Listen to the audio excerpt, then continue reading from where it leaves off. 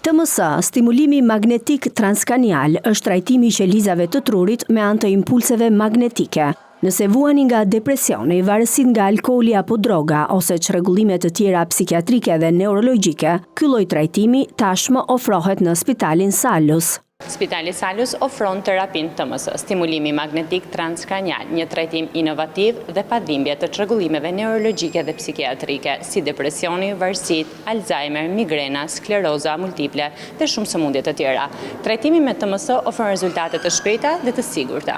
Përgjegjësi i Departamentit të Adiktologjisë në Spitalin Salus, mjeku psikiatër Taulant Pengili tha se pacientët i ndjejnë efektet në 10 seancat e para të trajtimit. Stimulimi magnetik transkranial ose TMS është një terapi jo invazive, terapi e cila ndikon nëpërmjet fushës magnetike në funksionin e qelizave të sistemit nervor qendror, pra duke rregulluar funksionimin e tyre, më konkretisht në rastet psikiatrike ndikon tek humori, ndikon tek menduari dhe të sfera kognitive, ndërsa në rastet neurologjike ndikon tek dhimbja dhe tek motorika.